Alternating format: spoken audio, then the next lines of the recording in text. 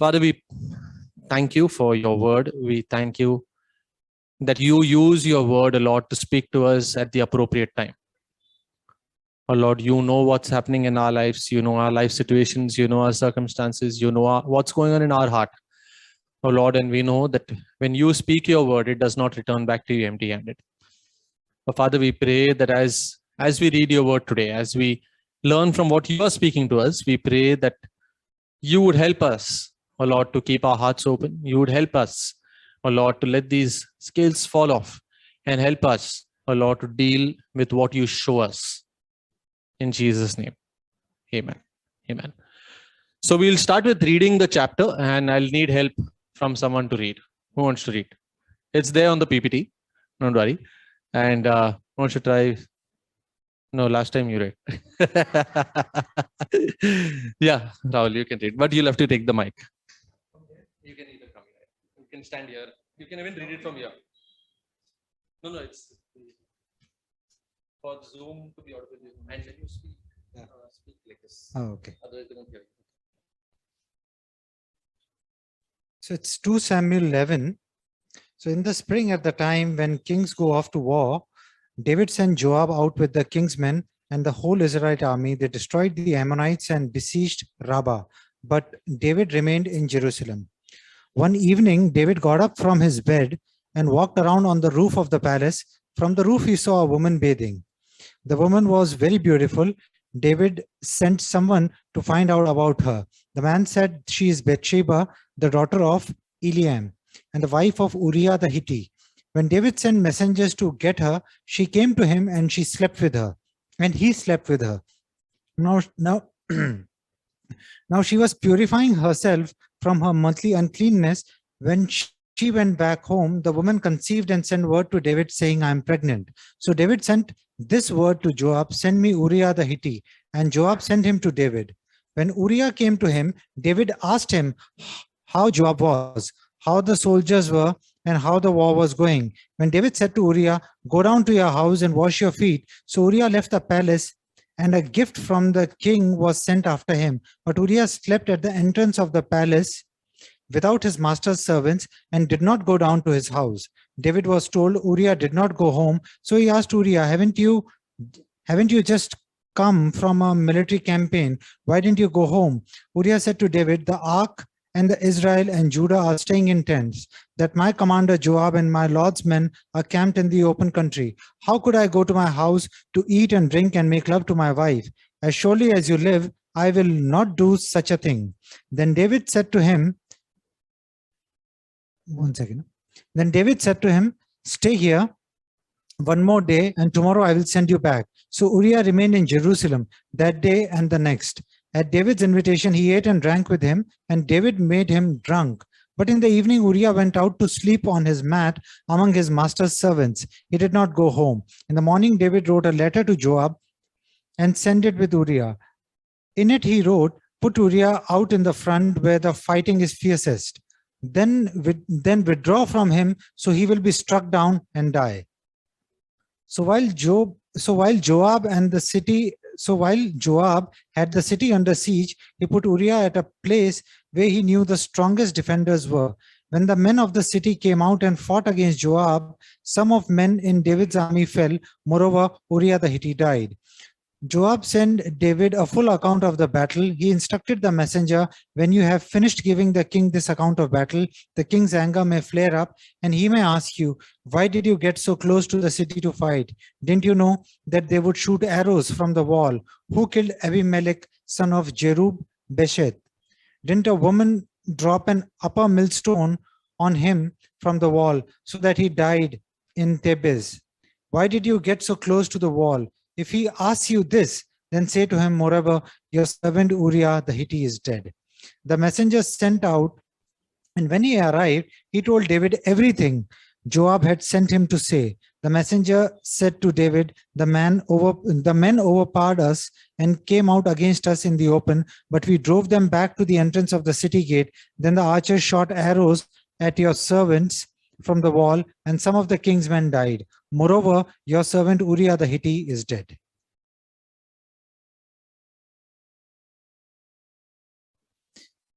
David told the messengers, say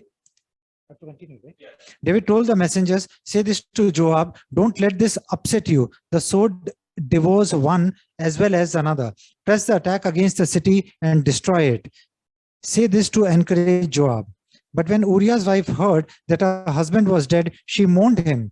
After time of mourning was over, David had her brought to his house, and she became his wife and bore him a son. But the thing David had done displeased the Lord. Thanks, Rahul. What an interesting chapter, isn't it? After all the glorious things we saw of King David, I think just a few Sundays ago, we saw his love for the Lord and how he wanted to build a house for the Lord, and how that act of his, that even the desire of his, was blessing our heart, and stirring things within us. And in this chapter, it's almost like we are reading about someone else, and you wonder this. I mean, we read so much about his heart, his character, his love for God, his victories, and so on. And but this is David. This is David in his entirety, in who he is. This is David. What we read in this chapter are very disturbing events. Sometimes we may think that it's only that we are seeing David's adultery over here, and we are seeing him commit murder. But you'll be surprised as we go through some of the next slides. Just from this chapter, I was able to list out 20 sins from 26 verses or 27 verses. Okay. So it's not just adultery and murder. It's much more than that. And you will get a picture of what he had become to some extent. It's important to see all of that to realize, to the best of my understanding that I will present today, how depraved he had become. Firstly, it says that in the time during spring, when kings went out to war, and some of you may wonder why kings went out to war in spring, and I did some research. I came to know that they went out to war because the weather was warmer in spring. It was easier for the men to camp without difficulty. So it had to do with the season. Secondly, also the rain, or in few cases, snow had eased up and the paths were open. And so you could take out chariots with horses. You could not do it in the other time.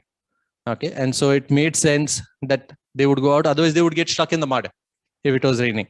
And so it was in the springtime that the kings went out to war. Thirdly, it was the time of the wheat and the barley harvest. What that means is that an invading army could come and live off the food from that land. Okay. So they would not have to carry too much supplies also. And they could take the spoils back.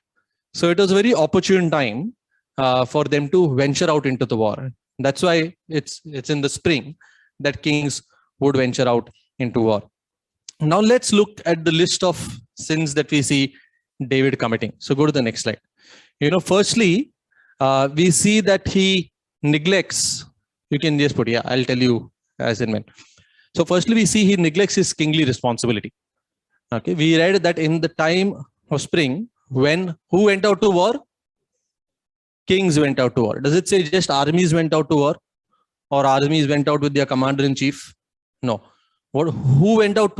Who used to go out to war? Kings used to go off to war. And so David, what he did is he remained back in Jerusalem. He sent Joab with the king's men to fight the wars. Okay. He did not want to go. This time he wanted to remain back. He wanted to stay back. And so he delegated what he should have done himself.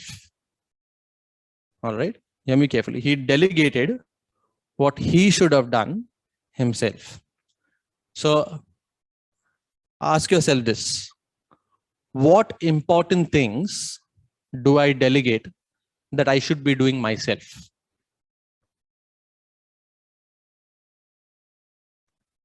Okay. What important things do I delegate that I should be doing myself? I'll give you some examples to help stir your thoughts in some ways. Prayer. Am I supposed to pray? Absolutely, I'm supposed to pray. But do I delegate it to other people? Can you pray for me? Okay. Or we ask other people to pray for us every time rather than having a thriving prayer life ourselves? Just stay there only. Yeah? Okay. Just leave it. You know, do we have a thriving prayer life ourselves where we are able to see answer to prayer, where we will be able to see God doing things? Or are we constantly depending on someone else's power of prayer? Are you hearing me? You know, are we delegating to someone else what we should be doing ourselves? One more example. Hearing God through the word and through the Holy Spirit. Am I hearing God on a daily basis? Like I believe some of us, one of us shared, we should hear God every day, spend time in His word. I think it was you, Prashant, yeah. You know, that we should spend time with God every day, reading His word, hearing from Him, you know. Or is it something we have delegated to those who are preaching on Sunday mornings? You hear God for us, you bring us the message, or in the cell groups, or in the youth group, or wherever else it is. Have we delegated to someone else what we should be doing ourselves? Yeah, David had done that. David delegated what he was supposed to be doing himself. One more example, maintaining our own health. Okay, now I am no authority to talk on this, but but do I take care of my own self, or do I delegate the responsibility to my wife at times? You give me my medicines. I don't take it. Are you hearing me? Yeah, you give me medicines. Or if I get fruits in the house, it can remain, it can get spoiled. You know, because I will not take the responsibility to maybe give it to everyone. So I've delegated my health maintenance to others. When it gets worse, I'll delegate it to the doctor. You give me medicines. You know, rather than take care of something which I ought to take care myself. Have I delegated ministry, mission, and evangelism? Do you feel God has not called you for that? Ask yourself. Do you feel it is the work only of the minister at the church? Or do you believe God has called you for ministry, for mission, for evangelism? In the time when kings went out to war, David remained in Jerusalem. Have I delegated what God is calling me to do? Of course, it's not that we are supposed to do everything. We work in teams, we work with others, but we work. It's not they who work. It's we who work. Yeah. Have I delegated what I'm supposed to be doing for others? I'll give you some more examples to drive down the point. Family responsibilities. Misha ka padhai is Anu's responsibility. That is not my department. Are you hearing me? Yeah. My child's spiritual upbringing is the responsibility of Sunday school.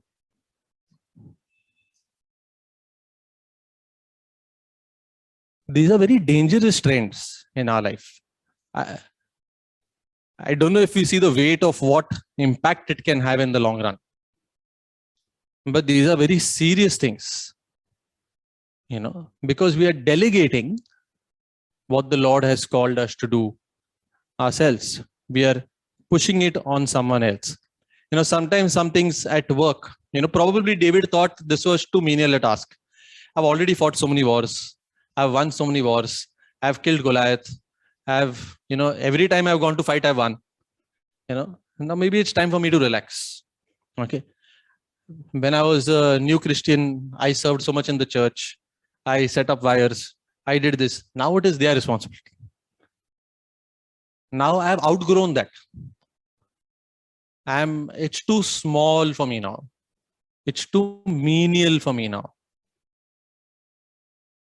Now it is not my responsibility.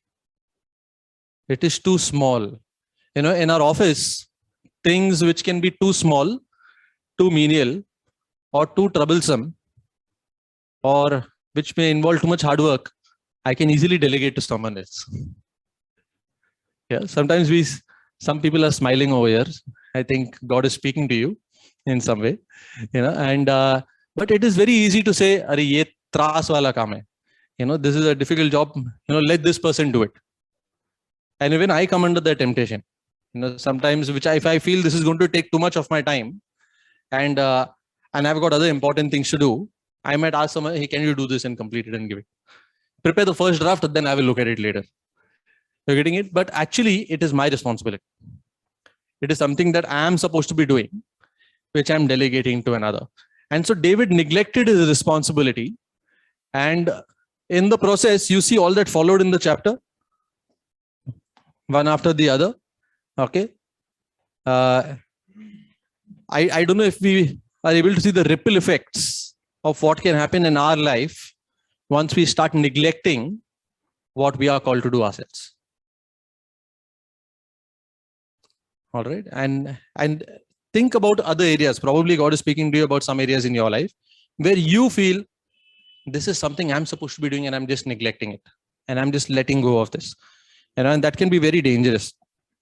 So that is one. Okay. Secondly, from the roof, he saw a woman bathing. Now that was an accident. Okay. It was an accident. But go to the third one. What should have he done once he saw Bathsheba bathing? We don't know. He should have come and said, "Sure, stop looking.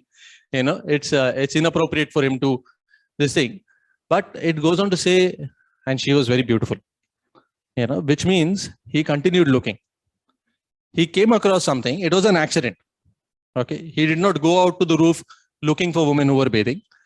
But once he reached the roof and he saw something, he just continued looking. He did not stop over there, and he lusted after her. Okay, that is very clear. What does happen after that? What do you think? Okay, wait, before you go there, what do you think he should have done after this?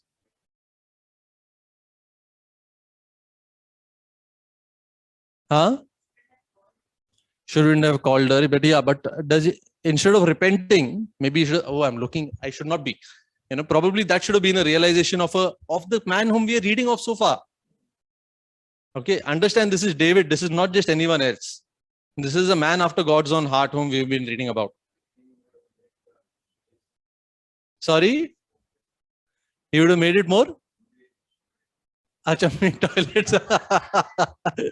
Rajesh is saying he should have made more toilets after that, and yeah, that's also right, Rajesh. And but he did not stop, go to the next one, Sudan. It says, rather than repent, David sent someone to find out about her. Okay, again, he had an opportunity to stop, but he does not stop. He does not repent. He sent someone to find out about her. Go to the next point. Now, does David get an opportunity does God bring in a situation where David should have stopped? What happens? He comes to know she's married because the messenger comes back and says she's the daughter of so-and-so and wife of so-and-so. Now, when he realized that, he should have put a full stop over there. But that did not bother him. So rather than stop, even after being told that Bathsheba is married, he sent messengers to do what? Get her. Okay. He's the king. I'll do what I want. Get her. My heart is set. I know what I want to do. Get her. Okay. Go on. Now, you see what he is also doing. Is he doing this alone? Whom is he involving? His men. He is making his men party to his crime. He is somebody who should be setting an example for them. But by his actions, he's there is a saying, what the leader does in moderation, the followers do in abundance. Okay. So if David is going to do this and the men are seeing it, what do you think they will end up doing? And so he's not only doing this himself, he's involving his men in the act and he's teaching them something wrong. Okay. They also know she's married, but he said, get her. So they end up getting her. Go to the next one. Even after having wives of his own, was he a single? He did not have one wife. He had a few wives by now, which was also against scripture. Okay, because the Bible clearly tells in Deuteronomy 17:17 that the king should not multiply wives, lest his heart turn away. But David still continues to do that. And so that was clearly in disobedience to sin. And even though he has wives, he's selfish and he's insensitive to them. What do you think they will feel after this act? The fact that he could do this gives us an indication of what was his relationship with his wives, that he could do this in his own house. It's indicative of how he was treating his wife. So you can see he's selfish, he's insensitive as to their feelings don't matter. And he pursues after Bathsheba. Go to the next one, which I think we covered this. He multiplied wives in disobedience to scripture. Go to the next one. Even after knowing from scripture that adultery is sin, forget multiplying wives, he knows from scripture because the king had to read the law. The king had to read the Torah. And so he knew from scripture that adultery is wrong. He still did not relent. So are you able to see that it was not only those two sins? Yeah, there's much more that is happening here. He has a complete disregard for God's word right now. He knows God's word, but it doesn't matter. He has decided what he wants to do and he's going to go after it. He has completely taken a call. Go forward. Yeah. Another thing, he had physical relationships with Bathsheba, even though she was purifying herself from her monthly uncleanness. She was going through a menstrual cycle. She was cleansing herself. And in the Mosaic law, it clearly says that when a woman is purifying herself, a man should not have sexual relationships with her. Again, David would have known this because this is in Deuteronomy, a part which he would have read. Okay. And so during that time, this is another commandment of God. He is very clearly breaking. And go forward. So he's using his position and the power he has to bring Bathsheba into submission over here. Okay. So Bathsheba, because there's a tremendous power imbalance. His men, Bathsheba, if they wanted to retaliate also, if they wanted to say no, it was very difficult for them. Because this is the king.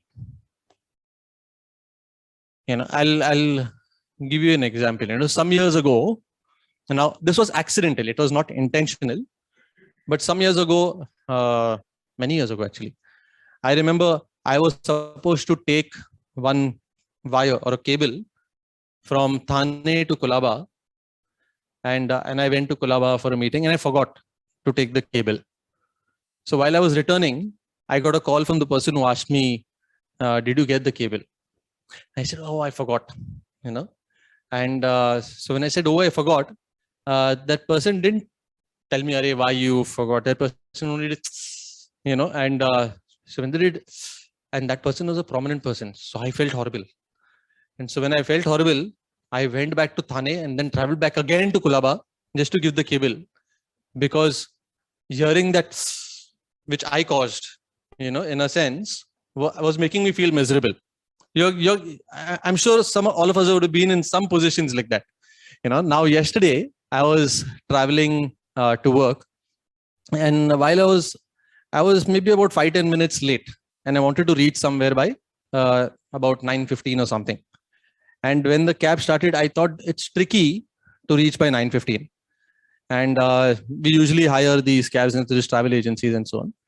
And so I asked the driver, do you think we'll reach by 9:15? In other words, I'm telling him I want to reach by 9:15. Okay. So I'm indirectly already putting a target to him in a difficult situation. So I'm not telling him you ride fast, break rules or do anything. And that is up to him, what he wants to do. But I need to be there by 9:15. Okay. Now, because I am the boss at the back seat, he somehow has to please me, which at the back of my mind, I know. All right. Now, when we reached a particular signal and there was traffic, I could sense we are going to get delayed. Maybe we'll not reach by 9:15. And when I saw the traffic, I did, you know, and he's coming under pressure. You notice what is happening. He's coming under pressure, and I realized he's coming under pressure. For the next 5 minutes, I tried to use that. When we came to another signal, I tried to do it again. That is actually, then I realized that I'm doing this. I'm using my power to take advantage of someone. I was late and I'm putting pressure on him. This is a very simple example, but we do this to others. I've given a very basic example. Sometimes we have power over others and we could use it the wrong way to bring them into submission to what we want. And that is exactly what David did in this situation. The other thing that happens is, go to the next point. David's encounter with Bathsheba was only intended as a one-night affair, or as we know it more commonly, one-night stand. Because after he has that relationship, she is sent home. So there were no intentions of marrying her, no intentions of this thing. Of course, he couldn't marry her; she was already married. But this was just meant to be a one-time, fling, so as to say. And David was okay with that. 13th, upon knowing that Bathsheba is pregnant, he tries to manipulate the situation by urging Uriah to go home during the time of war. So we read that part, right? So once he comes to know she's pregnant, he says, "Send me Uriah." And so he asks, how is Joab doing? How are the people doing? How is the war going on? And then he says, "Hey, go home." What he's trying to do is trying to manipulate the situation so that when Uriah goes home, he makes love to his wife. Then he probably believes that is his child. Okay. So he's trying to manipulate this whole situation here. That doesn't work, however, because Uriah doesn't go home. He stays outside. He knows that he shouldn't be doing that. So go to the next point. When Uriah maintains his integrity, David tries to manipulate. First, he tried to manipulate the situation. Okay. Now he's trying to manipulate the person. He's trying to manipulate Uriah by making him drunk. So that in his drunkenness, probably Uriah may go home. All right. So now, because it doesn't say Uriah became drunk, it says David made him drunk, which means he probably pressurized him to drink more, drink, have one more, come on, and so on and so forth. And so it says David made him drunk. Interestingly, even in his drunkenness, Uriah doesn't go home. He has that much sense in him, and he preserves that sense in him to not take such a step. Go forward. David was willing to compromise Uriah's character and reputation, as well as unity in the Israelite army, to cover up his sin. Think of it. What would happen if Uriah went home? What would the other men of the army tell Uriah? To tell you, fellow, we are all slogging out here. We are all suffering here, and you're going and enjoying yourself. It would damage his reputation. It would damage his character. At the same time, there would be disunity in the army, because then there would be infighting. Why are you allowed? Why are we not allowed? And so on and so forth. So he's creating a rift in his own army by doing such a thing. I'm sure you're wondering when this list will get over of his sins. And the extent to which David is actually going to make sure that this is covered up. Go to the next one. When his schemes do not work, he tried all these things. It didn't work. David, in his wickedness, sends Uriah's death sentence in Uriah's own hands to be given to Joab. Okay, it's not that David sent it through someone else also. He says, Uriah, come. He gives this death sentence in a letter. He says, give this to Joab. And see the wickedness over here. There is no decency. It's almost as though you only take your death sentence and get it carried out by your commander. I don't know what emotions rise up within you when you see David doing these things. But it was, for me, it was anger. I said, how can he go to such depths? And he's just going from verse to verse to verse over here. Go to the next point. David plots murder and makes Joab do the dirty work. Again, he's making his men do the dirty work. Okay, Joab is his commander-in-chief. We know from the history of Israel that when the Israelites sinned, they did not have success in battle. And here David is making his own commander-in-chief commit unjust murder. Go forward. I found this pretty interesting. David had corrupted his commander-in-chief as Joab, read this, quickly and without question follows and carries out David's sinful and unjust directive. Now, put yourself in Joab's shoes. You're following a king who is a man after God's own heart. Now, this man after God's own heart is telling you to commit murder. Would you go back to the king and say, David, I think the typing mistake ho gaya?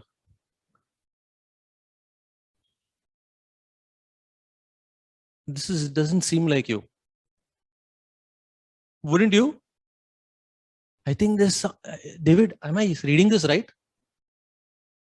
There's something off. Why you? He's a man in your own army. Why are you? Wouldn't you question? Wouldn't you want to go back to the king and say, what is going on? Why? Why? But Joab, he very quickly carries out the instruction. He does not even question the instruction. You know what that suggests to me? That this was probably not the first time.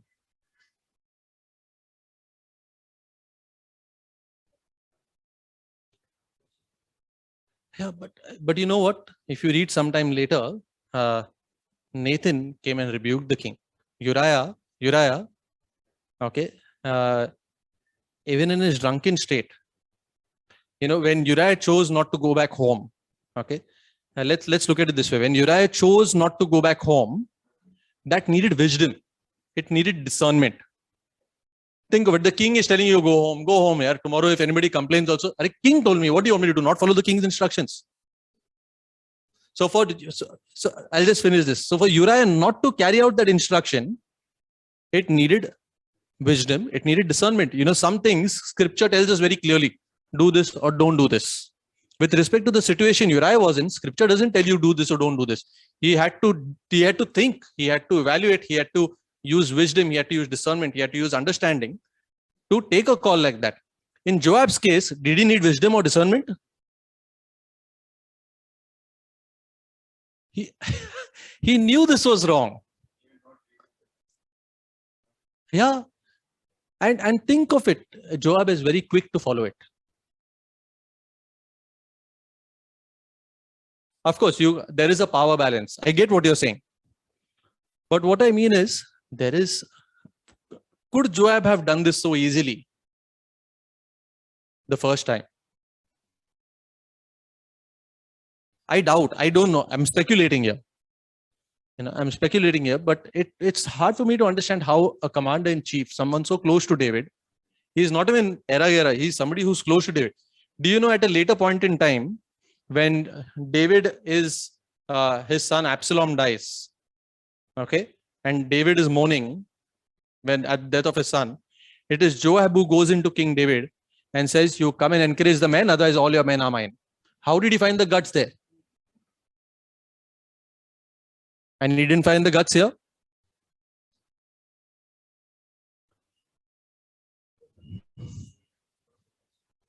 And so you see, there is I'm finding it hard to believe that this could have been the first time, because even his men before that, who go and get Bathsheba,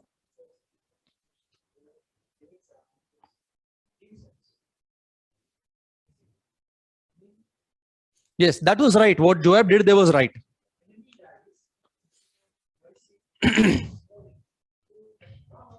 Yes, exactly. In the situation where Absalom was dead, what Joab did was the right thing. But here what he did was wrong.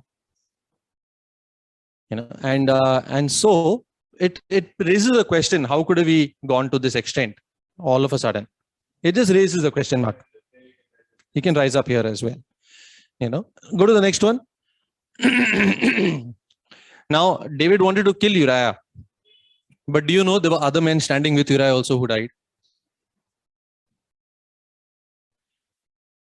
And David allows other innocent men who know nothing of what is going on die just because he wants to get Uriah killed. It's just casualties in because of David's sinfulness. Yeah, the last one, yeah. David tries to do a major cover up for his sin. I think this is one of the saddest chapters I read about David. I think now we are seeing, this is just what I could put together. I'm sure some of you may read, may find something else. But I feel this is one of the saddest chapters about David in the Bible. And it tells us very clearly, put that point, the thing David had done displeased the Lord. It displeased the Lord. Let's look at what caused this. Go to the next slide. Because this is the serious regression into multiple sins. What happened in this chapter is very serious. It's almost unbelievable that a man after God's own heart would go into such depravity that he was easily going from one sin into greater sins. Put that point up. Have you wondered how did David end up reaching the stage of sinning knowingly? It was not unknowingly. He sinned knowingly. He sinned willingly. He sinned unapologetically, because nowhere in this chapter do you find David feeling remorse at any point of time. Or nowhere do you even find him questioning, should I do this or not? It's only in the next chapter that you will see when Nathan confronts him that there is some, there was genuine repentance, But here there is nothing. It's unapologetic. And fourthly, it's persistently. How could he reach this stage all of a sudden? Does that ever come to your mind? Put up the next point. Were the events in this chapter the origin of David's corruption of heart, or could have it possibly begun earlier in subtle and not very visibly wrong ways? Could have this sinful pattern begun earlier in very subtle and not very visibly wrong ways? If anything, this chapter only does not seem to be an origin of a sin. Nobody just commits adultery or murder just like that. Okay. The man who at one point of time cut off Saul's robe and his conscience was stricken, for him to go like this, it doesn't seem like it just happened. It doesn't seem like that. Okay. Could there be, this only seems like a full-blown expression of where David had reached, of where his sinfulness had brought him. Okay. I personally think that it could have been a pattern of smaller sins that led him to such bold sins.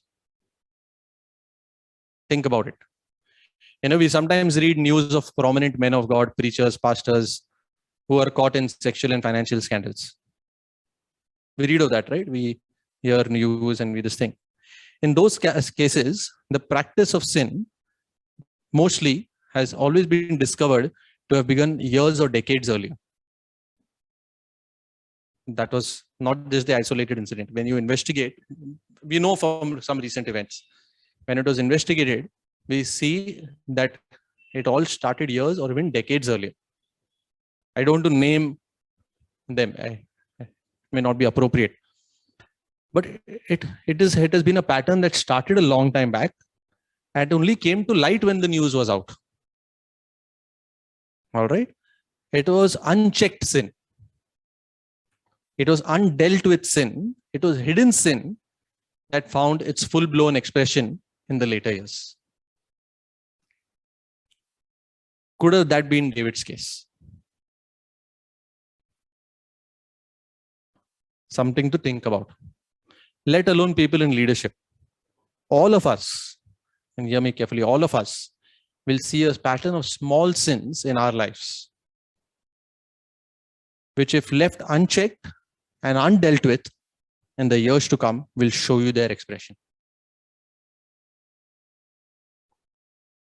James 1:14-15 says, I don't know if it's up there. I'm not sure. Just check. Put it up. Yeah, put the next one. It says, but each person is tempted when they are dragged away and enticed by their own evil desire and enticed. Then after desire has conceived, if gives birth to sin, and sin, when it is full grown, gives birth to death. Okay, sin when it is full grown gives birth to death. And so, sometimes we read some passages in the Old Testament where they went against enemy nations, and it's a very controversial passage, and it needs its own time for explanation and all that.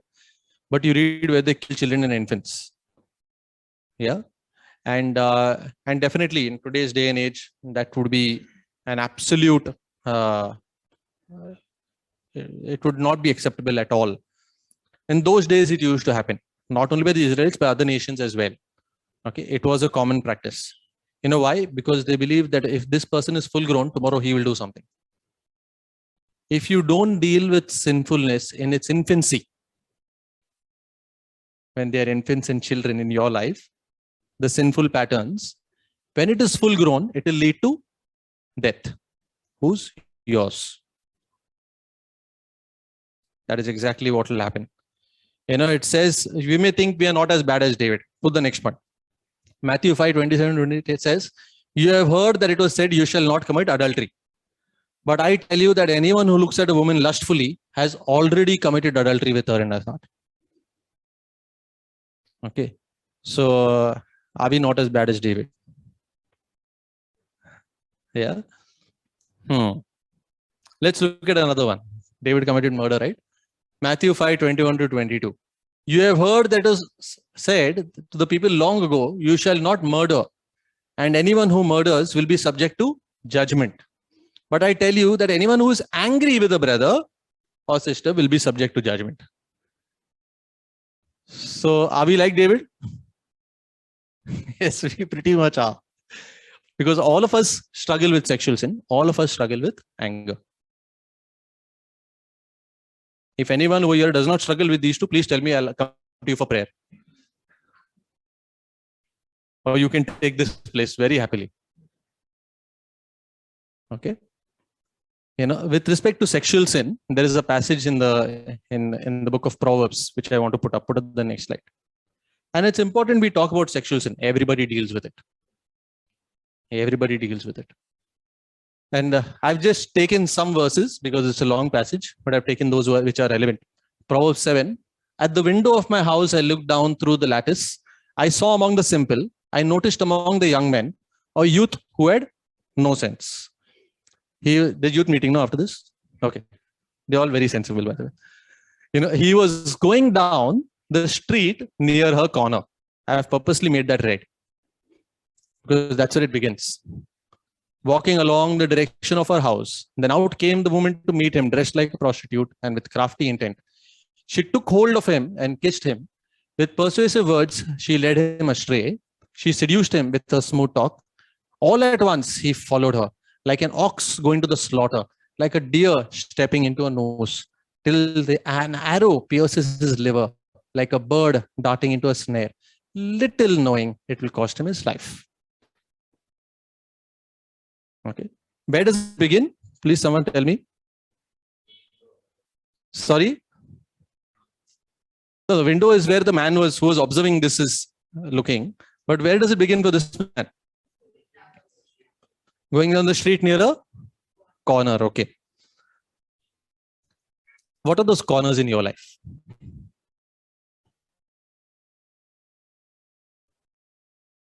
The corner doesn't seem dangerous at all.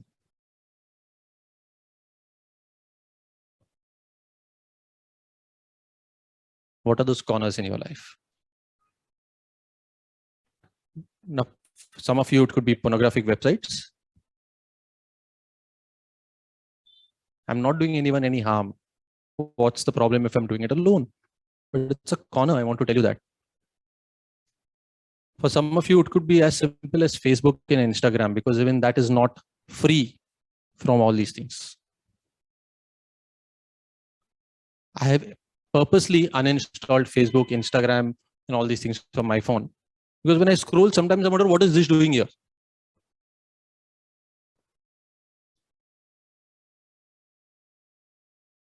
It causes temptation to everyone, including me, and I need to deal with it. As simple as Facebook and Instagram. It's true. Forget Facebook and Instagram. All of us watch Netflix, Amazon Prime, Hotstar. There was a day and age when we thought pornography was only on the pornographic websites. Gone are those days. Today it's in all OTT platforms. There is hardly a TV series you can watch over there which will not have any of these things.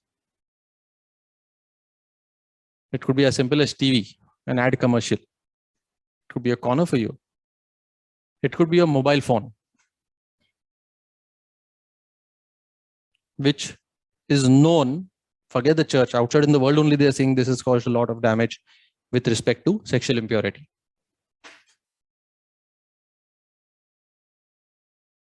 Okay, the world is saying, forget the church. Now, at the surface level, they don't seem to be sin, or may seem to be acceptable common practices. Sab log karte hai. Now, what do you do? If it is there, what do you do? How can you rid yourself of it? You can't. It's there everywhere. Correct, no? That is a justifiable explanation for some of us. It has become a justifiable explanation for some of us. Everybody is doing it. But I want to ask you, are they acceptable practices in the eyes of the Lord? Those could be the corners that could lead you to sin, as an ox to the slaughter, to death. Little knowing, it will cost him his life. Little knowing. The problem is many of us are little knowing what these corners will cost us. I'm sure David didn't see it when he was at the corner.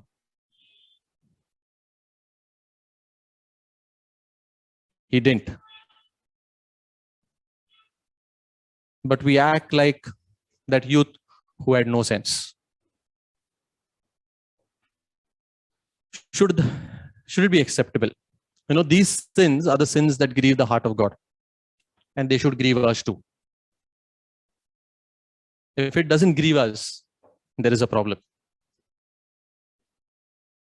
Are the scales falling off?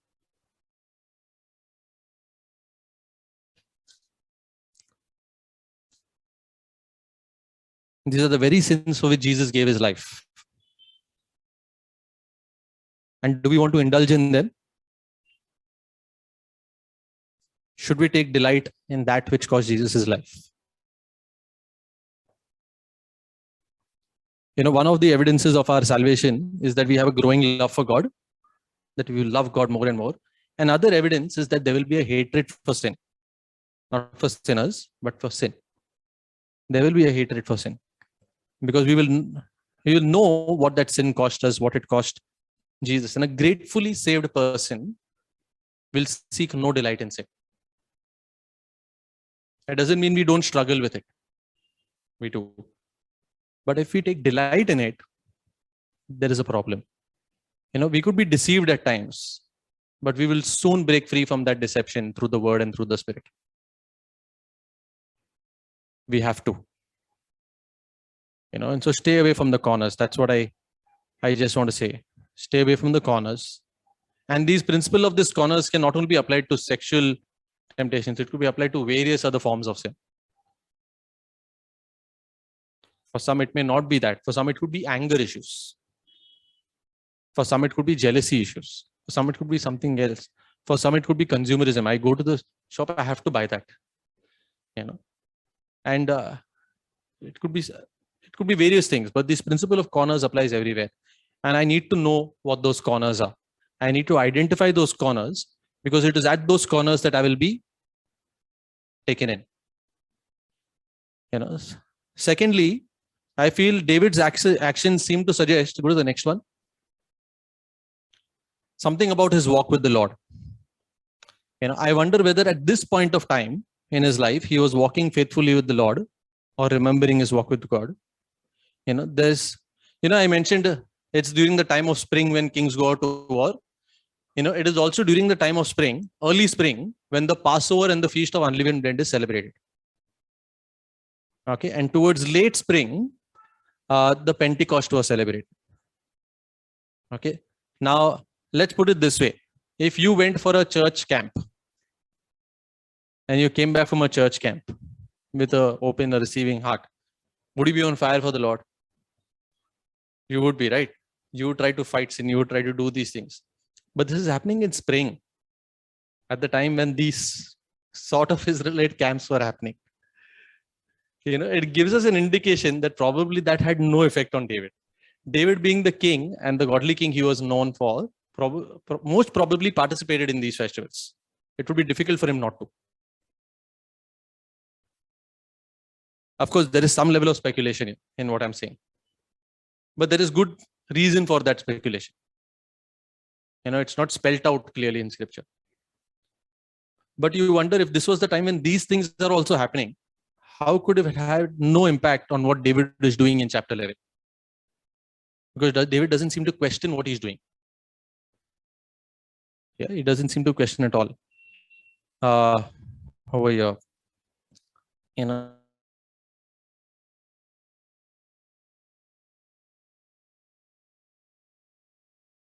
and his conscience was stricken, but there is making of conscience here. How can you walk with God and your conscience not be struck? So it raises a question mark. Was he walking with the Lord closely at this point of time in his life?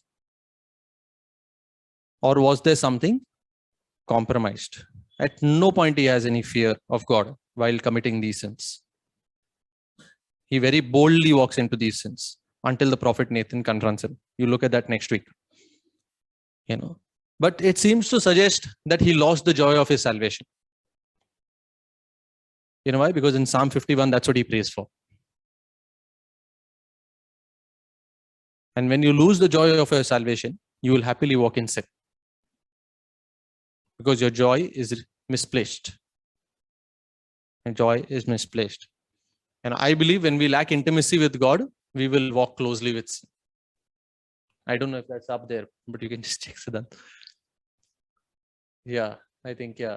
When we lack intimacy with God, we will walk closely with sin. And Romans 1, when you read Romans 1, it will tell you about people who did not acknowledge God. And then it says when they don't acknowledge God, they get into some sins. You read Romans 1 when you go back home if you want. And it says when they still do not praise God or honor God, they become more of a depraved mind. And they go from one level of depravity to another level of depravity. If you've read Romans 1, you will know what I'm talking about. They go from one level of depravity to another level of depravity to another level of depravity. I see that happening over here in chapter 11 with David. And it points to something that is going wrong. Those who walk closely with God, rather than going from depravity to depravity or shame to shame, they go from strength to strength. They go from glory to glory. What is the trajectory of our walk with God at this point of time? Where does that trajectory go? I believe if we walk closely with our God, we will grow into the likeness of Jesus. Amen. That is the likeness we aim for. And so I want to encourage us. The enemy will always try to take away your intimacy with God. Every time you get intimate with God, he will try to make it only a season. Rather than a lifetime. I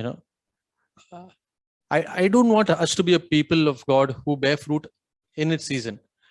I want to be a people of God who bear fruit in every season. That is the Revelations 22 promise.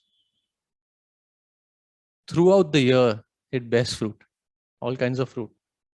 That is the kind of promise we want. That is the kind of lifestyle we want. We don't want seasonal encounters with God.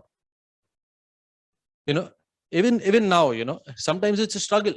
I will notice that as I'm growing with intimacy with God, I'm noticing a struggle right now where Satan is trying to make me extremely busy. And it's tough. I have to fight this battle. I have to fight for intimacy. Of course, God fights for me. But but there has to be that burning desire. I'm not going to let this go. It's a battle worth fighting for. It's a battle worth dying for. What good is life if it's without God? And so I want to encourage us, fight for intimacy with God. Don't let the enemy sway you. Don't let him draw you away. Don't let him discourage you. There will come discouraging times. There will come hurt. There will come pain. There will come sorrow. There will come trial. There will come tribulation. In fact, that is what Jesus said will come.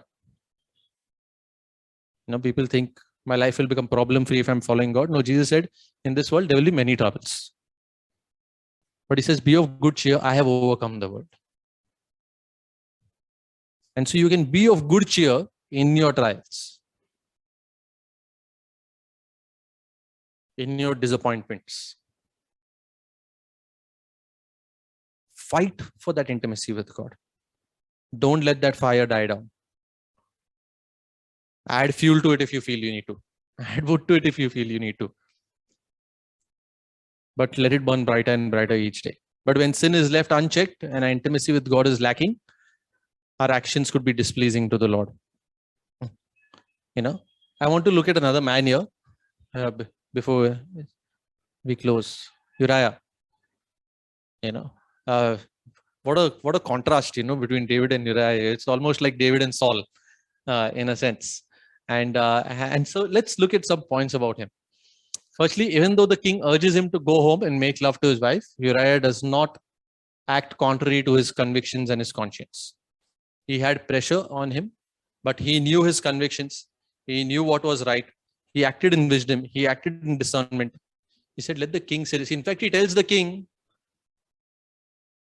as long as you're alive, I'm not going to do this. so he says, this is not going to happen. Put to the next point. He doesn't consider his benefit because he could have benefited, but he's sensitive to God. He's sensitive to his commander. He said, my commander is out. My men are out in the open country. I can't go home. So he left his benefit. He could have had a benefit which was approved by the king. But he chose to forego it because he knew what is right. He knew what is right. Thirdly, when questioned by the king, he has the boldness to communicate and live by his conviction. So he's not apologetic to the king. When king, why didn't you go home? He said, sorry. Like, no, as long as you live, I'm not doing this. And he had the boldness to communicate it. Unlike Joab. His communication over here would have led to his inconvenience. Joab's communication later would have led to his convenience. But this was towards his inconvenience. And so he has the boldness to communicate it and live by it. Okay, so he's strong enough in character over here. Go to the next one. Even in his drunkenness, he has the sensibility to not sin against the Lord and his army. Okay. I want us to look at another man. Put it up. Jesus. Put the point. He also did not act contrary to his convictions and his conscience.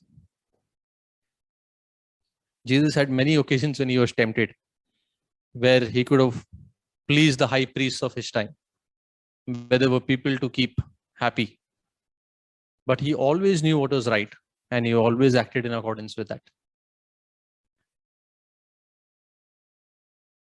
He knew he had to die to set us free.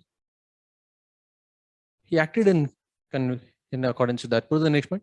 He did not consider his own benefit, but he considered the glory of the Father and the salvation of many. Okay, that is what Jesus considered. The next point. He was bold in his teaching and preaching, even if it got him criticism or even death. He continued to preach. He was upfront with the Pharisees and tax collectors. He called them, you whitewashed walls, brood of vipers, and so on. He was very clear about what he had to teach. Put the next one. Even in his temptation, in his trial, in his difficulty, in his weakness, in his suffering, he did not sin or retaliate, but chose to do the will of the Father. Put the next point, Siddharth.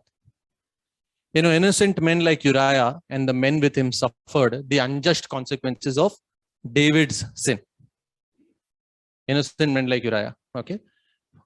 The innocent and perfect Jesus suffered the unjust and consequences of our sins, so that we could be forgiven. And you almost see a type of Christ over here in Uriah, in the way he answers. So as much as David's sin caused death, our sin also caused death. It was the death of the Son of God, who died so that we could be forgiven of our sins, we could be set free from our temptation, and we could live the victorious life that God has called us to live. So how can we be set free? This is the last slide. Put that up. Sit down. We can put all the points. Firstly, I would say, let the mirror, the word of God and the Holy Spirit show us our true selves. Let the scales fall off, like we heard today, and have a heart that is willing to see and admit what God calls sin as sin. Don't justify. Don't call it a common acceptable practice. What is sin? Call it sin. Secondly, constantly remember the saving grace of God demonstrated in Christ, taking our sins and punishment on the cross, and seek God's forgiveness. If we cannot do it in our strength, we know it. And that's why Jesus died on the cross, to save us. And we need to remember that. That doesn't mean we walk in sin or continue walking in sin. But we can't forget this and have victory. We have to remember this if we want to have victory. Thirdly, receive the enabling grace of God to live a victorious life. God not only gave us saving grace to save us from our sins and to forgive us, but he gave us enabling grace so that we can walk righteously. You will find God's Spirit stirring you to walk in righteousness. If you feel that sense of the Holy Spirit right now in you to walk in righteousness, that is enabling grace talking to you. Yeah. Thirdly, be quick in confessing sin to God and to those placed in our lives for accountability. Be quick in confessing your sins. You delay it, the smaller sins will lead to larger sins. But when we confess it, we could either confess it to our disciples, maybe our accountability partners. If you're dealing with sexual sin, to your spouse, someone mature in the Lord. We win half the battle when you do this. Why? Because now you've brought things into the light. But when things are kept in the darkness, it will go from worse to worse. The devil has the opportunity. But when you bring it to the light, you're allowing God to set you free. There is power in confessing our sins to God and to those whom God has placed in our life. Next one, be radical in dealing with sin in our lives. It says, Jesus said in Matthew 5:29-30, if your right eye causes you to stumble, gouge it out and throw it away. It is better for you to lose one part of your body than for your whole body to be thrown into hell. If your right hand causes you to stumble, cut it off, throw it away. It is better for you to lose one part of your body than for your whole body to go into hell. Today, there are people ready to go to hell because they want to keep their right hand in their right hand.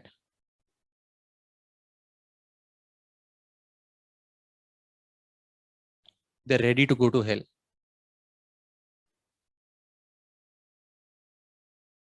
Some of us could be, because we don't want to cut off those corners.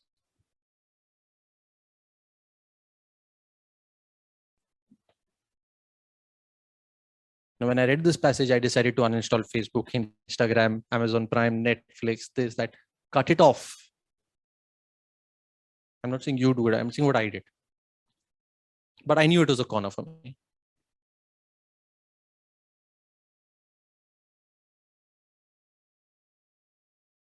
Yeah. Expect and anticipate spiritual attack and temptation. Don't be a fool. Don't go out into the battlefield thinking everything is peaceful. It's not. The enemy is out there to get you.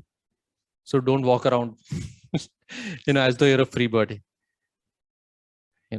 He will take you as an ox to the slaughter. Put on the full armor of God. Expect temptation during your day. Anticipate temptation during your day. Know those times when Satan tries to be more active in your life. Know those moments. And choose to flee when you need to flee. Don't walk down certain roads.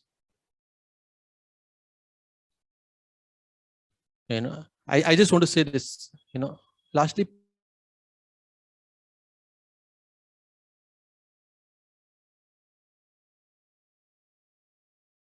pray for your personal purity on a daily basis. Maybe for men, right? For women, you all can apply it as you feel right. The problem with men is many times men have an ungodly view of women. They look at them as objects to be consumed. That's why sexual impurity exists. They look at them as objects to be consumed. Some, in their desire for sexual purity, make them try to avoid a woman or avoid things. But that is also wrong. You know why? Because they're still objects to be avoided. So from objects to be consumed, they become objects to be avoided, but they're still objects. A godly view is where you see them as image bearers of God. And then it would be hard to even dare to look at an image bearer of God with impurity. Because I can't look at God that way. Are you getting the point? We need a godly view on things.